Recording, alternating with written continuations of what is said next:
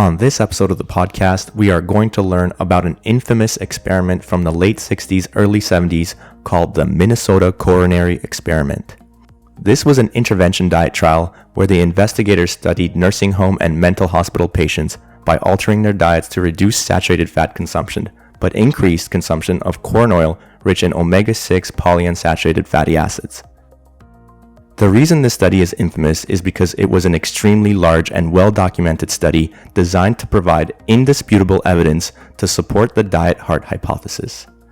However, when the results of the trial went against the expectations of the investigators, the data was set aside and never fully published till 2016, almost 40 years later.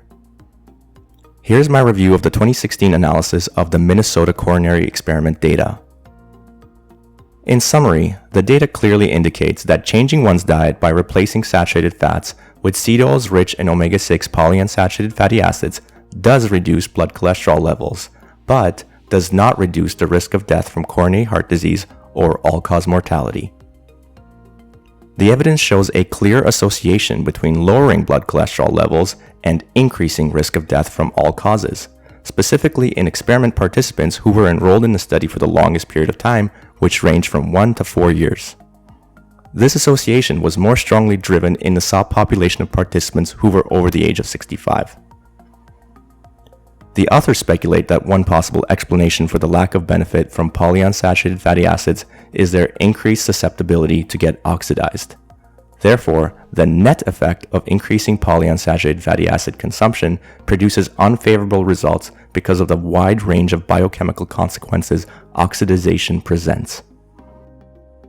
Ultimately, the Minnesota Coronary Experiment is the largest study of its kind with rigorous controls and included patient populations such as women and people over the age of 65 not usually seen in similar trials. I think it's the best evidence we have available to judge the validity of the diet heart hypothesis, and in my opinion, the results of the trial clearly go against the model.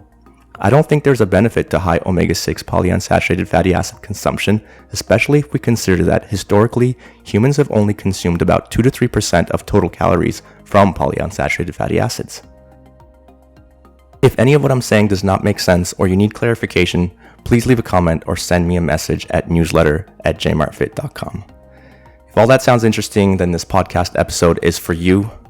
Just before we get started, this is a reminder that you can get started with my free bodyweight training program, Body Basics, which requires no equipment by going to subscribepage.com/bodybasics.